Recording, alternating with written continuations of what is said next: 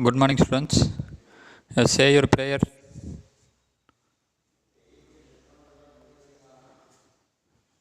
Thank you. நான் ஒரு நல்லாசிரியர். நான் உங்களுக்கு தாயாகவும் தந்தையாகவும் இருந்து முறையாக அன்போடு கல்வியை போதிப்பேன். நான் ஒரு நல்லாசிரியர். நான் உங்களுக்கு தாயாகவும் தந்தையாகவும் இருந்து முறையாக அன்போடு கல்வியை போதிப்பேன். நான் ஒரு நல்லாசிரியர். நான் உங்களுக்கு தாயாகவும் தந்தையாகவும் இருந்து முறையாக அன்போடு கல்வியை போதிப்பேன். Okay, students. So take your social science book and take page number 288. Yeah, thank you. So we are discussing about the development. So the economic development. Okay, in today's class we will discuss about the policies about the sustainable development and the environmental policies of India. Yeah, so the policies about sustainable development. Yeah, so sustainable development means the development which include all sections of the society without affecting the environment. Okay, so sustainable development means the development which includes all sections of the society without affecting the environment and left the resources for the future generation. Yeah, so that is the sustainable development. Yeah, we will discuss about the sustainable development policies and also the environmental policies of India. Okay,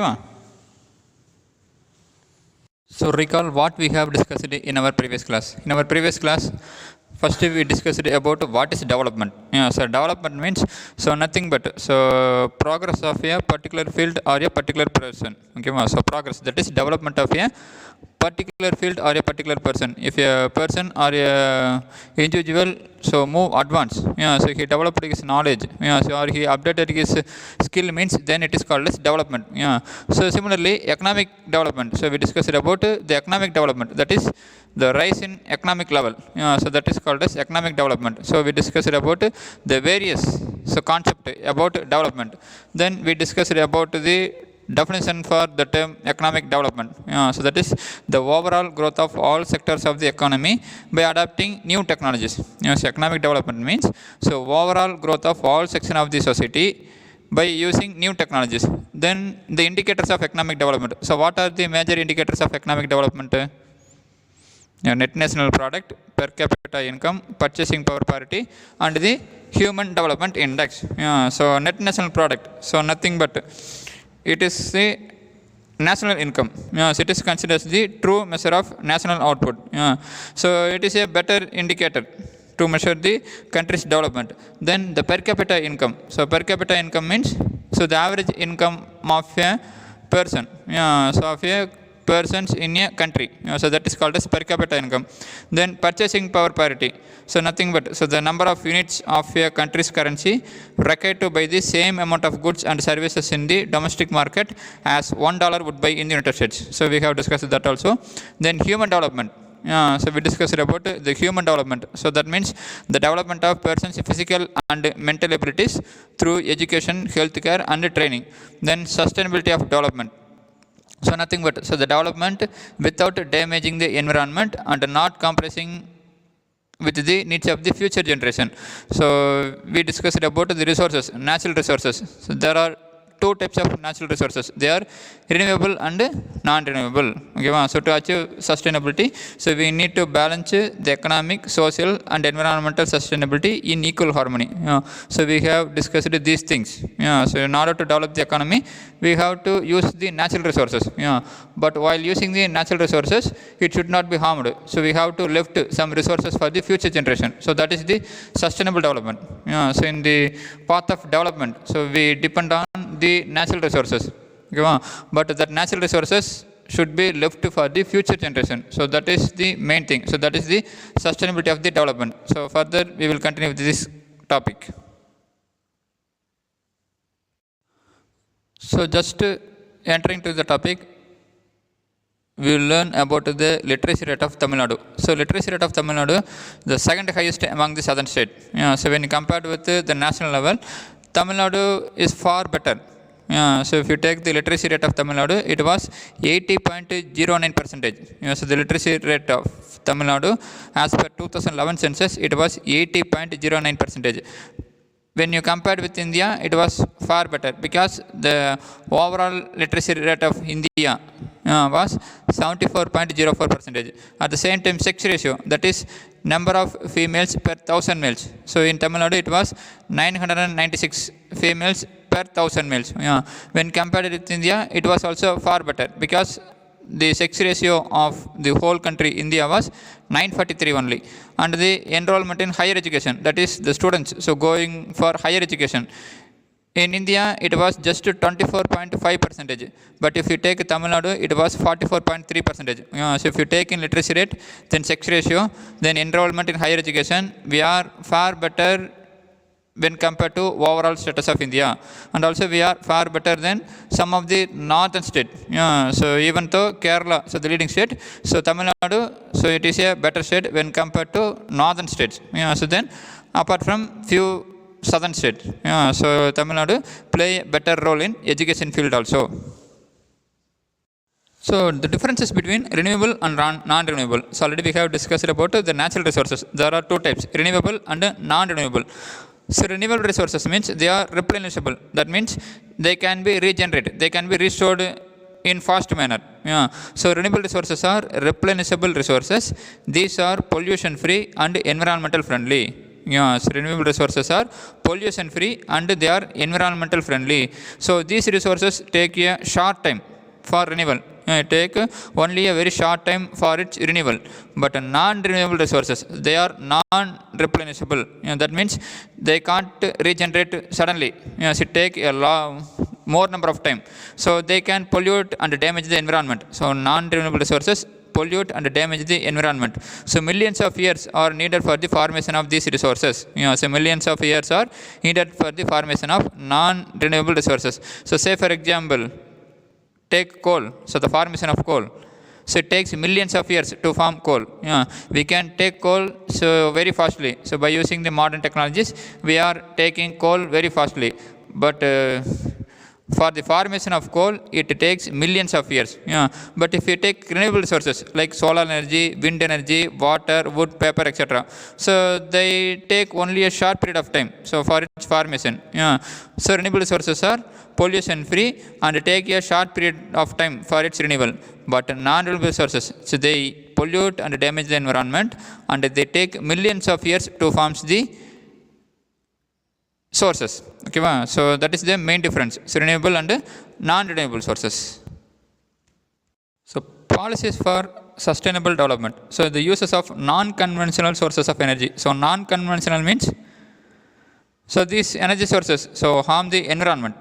So the energy sources which harm the environment, and they are non-renewable sources. So they are called as non-conventional sources of energy. So India depends on thermal and hydropower plants to meet its power needs. So India depends on thermal. So thermal energy means so producing electricity by using coal. Then hydropower, so producing electricity with the help of water. So India depends on thermal and hydropower plants to meet its power needs. So both these sources have an adverse environmental impact. So both these, that is in thermal and hydropower plants, so have a serious effect on environment, especially the thermal power plant. So it emits large quantities of carbon dioxide which pollute the environment. So thermal energy. So while producing electricity with the help of thermal energy, it releases carbon dioxide gas in large amount. So that carbon dioxide gas, it is a greenhouse gas. It affects the environment. So both the thermal and hydropower plants affects the environment in large impact. So India mostly depends on thermal and hydropower plants to meet its power need, to meet its electricity need.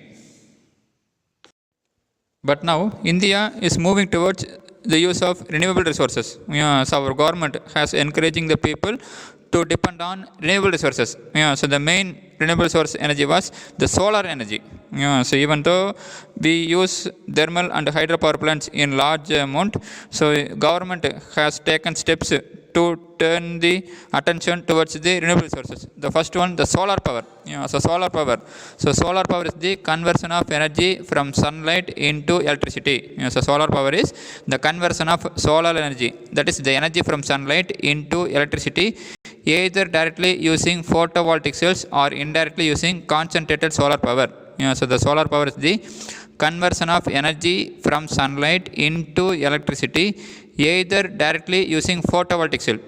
So either using photovoltaic cell or indirectly using the concentrated solar power. So the solar panel, so you can see in many areas. So that is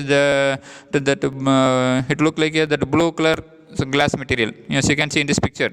So the solar panels, so they absorb the sunlight as a source of energy to generate electricity. A solar electric system can reliably, that is can fastly produce electricity for our home and offices. A solar system can reliably, so can fastly produce electricity for our home and offices.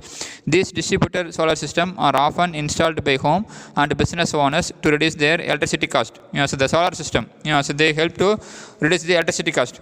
So solar power in India is a fast developing in industry. So solar power in India is a fast developing industry because our government is encouraging then many people, so in their home and their in business companies, they install the solar power, so in order to reduce the electricity cost. So some persons, not some persons, many persons in their home and their companies and in their companies and in their working place, they installed the solar power panels, so to reduce electricity. So solar power in India is a very fast developing industry. So Tamil Nadu is the state with the highest installed solar capacity in India. So Tamil Nadu in India, so we have the highest installed solar capacity.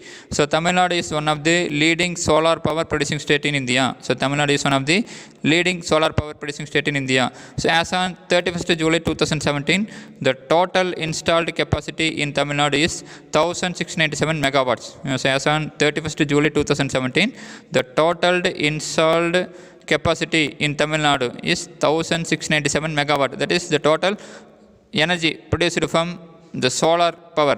So the total electricity produced from solar power in Tamil Nadu was 1697 megawatt. So recently in Kamudi, so India's largest solar power panel was installed. So recently in Kamudi, a place in Tamil Nadu, India's largest, India's biggest solar power capacity was installed. Okay, so Tamil Nadu is the state with the highest installed solar capacity in India. So as per 31st July 2017, the total installed capacity in Tamil Nadu is 1687 megawatt. So environmental policies in India. So environmental policies in India have been evolved considerably over the past 3 decades. So past 3 decades means, so past 30 years. So environmental policies in India have been evolved considerably over the past 3 decades. Because, so for the country's economic development, we need industries. So because industries only the sector which promote both the agriculture sector and the service sector. The industries need resources. They pollute the environment. So we need industries. At the same time, we have to preserve we have to protect our environment.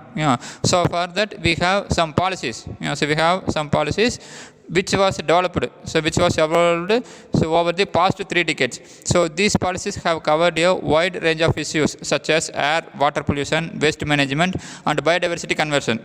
So we installed a large number of industries means that pollute environment. So if we didn't install industries means, so that will affect our economy. So we have to balance both. So that's why we told that it was a sustainable development. So the policies, the environmental policies have covered a wide range of issues such as air pollution, water pollution, waste management, and biodiversity conservation. So the industries, they affect the water, so they affect the air. So their waste, so should be managed, so they should be recycled. And also their effect, so they have an effect in the biodiversity, that is living organisms. India faces challenges in economic development which has to be achieved with limited resources. India faces economic development. India faces challenges in economic development because we have huge population and we have only limited resources. Because so the resources, especially the non-renewable resources, so while used means it can't be restored very fastly. So it is considered the limited resources. Minimum eternalities. So eternalities means a consequence of an industrial or commercial activity which affect other parties without being reflected in market price. So minimum eternalities means a consequence of an industrial or commercial activity which affects the other parties without being reflected in market price. So India so has to face the challenges in economic development, which should be achieved with the limited resources, minimum externalities, and in the presence of uncertain climate. So climate in India, it is often changing. So sometimes it is very rainy, so sometimes so rainfall failure for few months. So the climate is often changing. Then one of the approaches to overcome this challenge is through the path of sustainable development. So one of the approach to overcome this challenge is through the path of sustainable development. So India is following, so India is adopting some environmental policies so to face the challenges in the economic development. So the Supreme Court of India has interpreted and introduced new changes in environmental protection through a series of directions and judgments. So the Supreme Court of India, so which is in New Delhi, has interpreted and introduced new changes in environmental protection through a series of direction and judgment. So Article 51AG, Article 51AG of the Constitution of India states that it shall be the duty of every citizen of India to protect and improve the natural environment. So Article 51A. So it denotes the fundamental duties of India. So Article 51A, it denotes the fundamental duties of India. So there are 11 fundamental duties, so which was enshrined in our constitution, which was told in our constitution.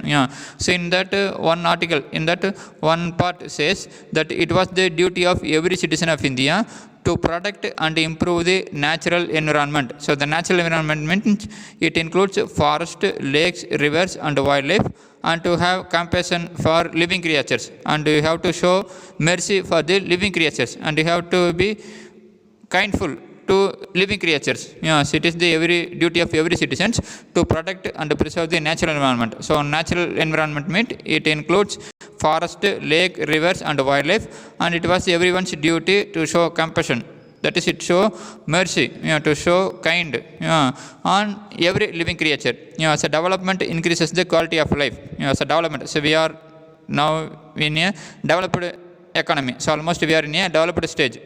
So it improve the quality of our life. This means that the people will have higher income, better education, better health and nutrition, less poverty and more equality of opportunity. So now we are provided with a higher income, you have provided with better education, you are provided with health and nutrition.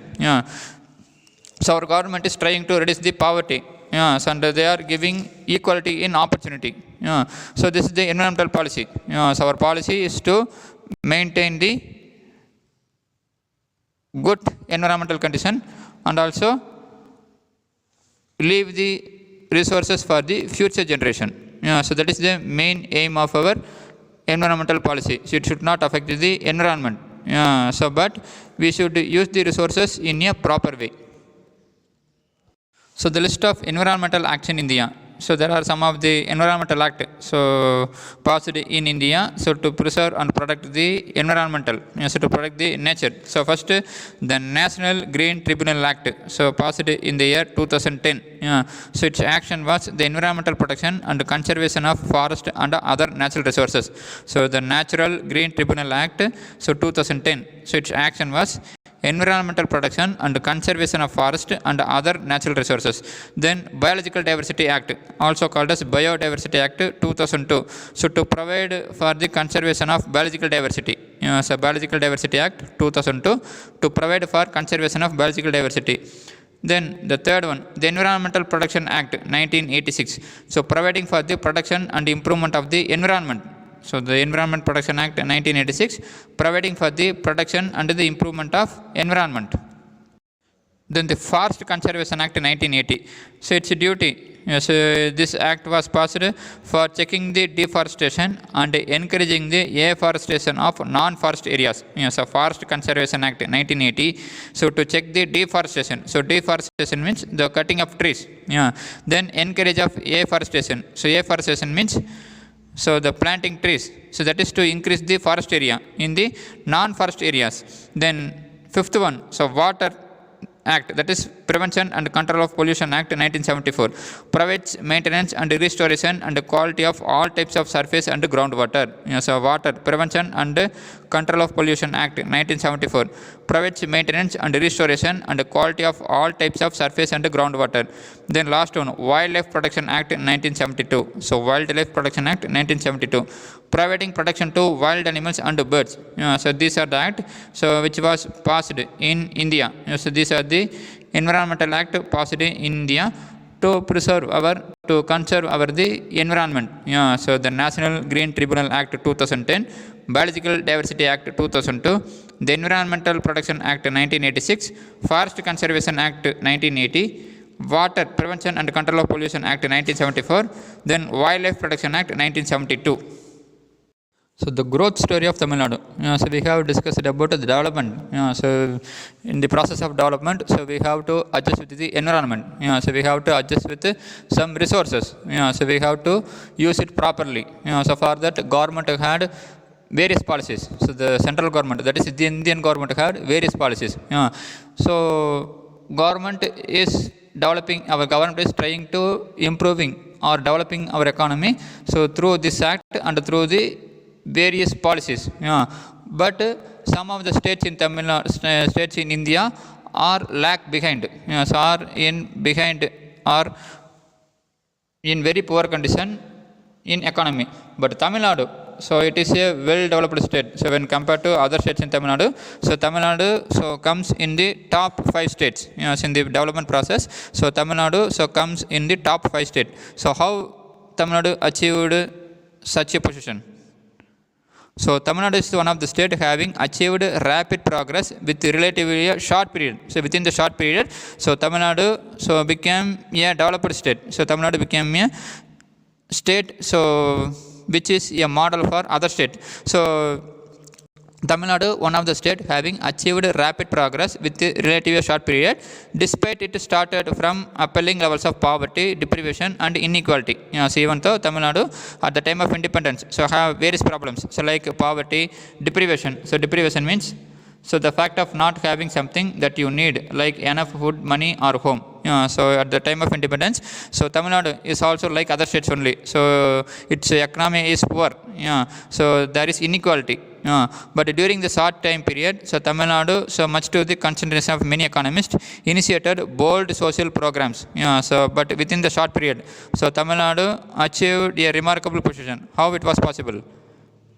So Tamil Nadu initiated some social programs, so which was initially opposed by the economist. So some steps taken initially, taken at the time of after independence, so which encouraged the economy of Tamil Nadu. But it was initially opposed by the economist.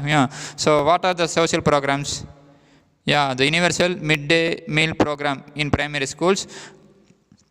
And so she started putting in place an extensive social infrastructure. So Tamil Nadu gave importance to the social infrastructure such as schools, health care, roads, public transport, water supply, electricity connection and much more. So Tamil Nadu gave importance to the primary education. So that's why many schools were started, especially midday meals were provided. Then health centers, gave importance to health care. Then road, public transport, that is infrastructure. So water supply, electricity connection and much more. So today Tamil Nadu has some of the best public services among all Indian states, and many of them are accessible to all non-discriminatory basis. So today Tamil Nadu, one of the states which best public services, and many of them are accessible to all non-discriminatory basis. So last but not least, there is no evidence that the cultivation of human capability has been at the cost of conventional economic success such as fast economic growth. So there is no evidence that the cultivation of human capability has been at the cost of conventional economic success such as fast economic growth. So Tamil Nadu have some of the highest per capita income and lowest poverty rate among all Indian states. So Tamil Nadu have highest per capita income and have lowest poverty rate. So economic growth in turn has enabled these states to sustain and consolidate active social policies. So economic growth of such a state like Tamil Nadu helps to consolidate active social policies. So this is an important example for the complementary between the economic growth and public support. So okay, this is an important example of complementary. So between the economic growth and public support. So economic growth is necessary with the public support. So there is a complementary. So there is an adjustment between the economic growth and public support. So Tamil Nadu, one of the leading state when compared to other states. So Tamil Nadu is advancing forward, is moving forward. So it is a developing state. So when compared to some of the North Indian states, we are in advanced mode. Because so Tamil Nadu, our chief ministers, so our government, so had encouraged people and supported people in many ways. So their social programs, so which was opposed by the economist in the beginning period, so encouraged the people in various way. So this is told. So the growth story of Tamil Nadu was told by Professor Amartya Sen. So the Nobel laureate, so the person so who won Nobel Prize for economic. So in his book An Uncertain Glory, so in that book, so he told about the growth story of Tamil Nadu. So he told that Tamil Nadu is the model for other states. So in case of economic development, so Tamil Nadu is the model for other states. So it was told by Professor Amartya Sen in his famous book An Uncertain Glory. Okay students, so we have completed the first lesson in economics. So economics, we have to learn about the development. So the definition for development, then the indicators of economic development, then the sustainability of development. So the economic development is very important for a country. So a country should be economically developed. So but it includes the all section of the society while taking steps on the economic development. So to promote economic development, so the government and the people should consider this sustainable development. So for that, so our government had various policies, so which we have discussed. So the development process should not affect the environment. So the last but not least, we have discussed about the role of Tamil Nadu. That is the growth story of Tamil Nadu. So Tamil Nadu, even though a backward state at the time of independence, now it is an exemplary state for other states of India. So through its various social programs and its infrastructure program, Tamil Nadu now became a leading state in economic growth and development. So if you have any doubt in this lesson, so please contact me. Now it's textbook reading period. So for textbook reading, so take page number 290. Read that the growth story of Tamil Nadu paragraph fully. Then homework. Take page number 292. So fourth question, why human resources considered as the foremost resource of any country? So take page number 287. So human development, second paragraph.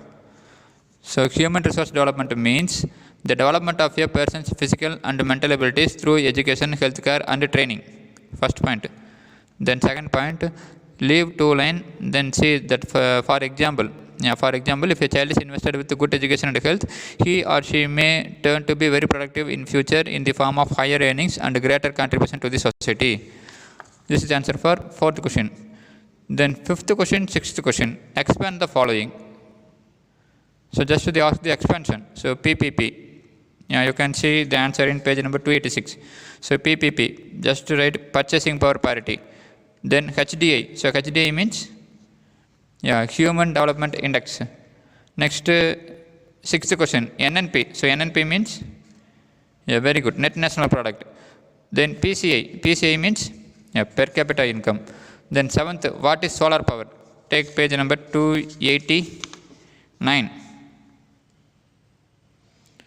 Solar power in India. So the first point, solar power is the conversion of energy from sunlight into electricity, either directly using photovoltaic cell or indirectly using concentrated solar power.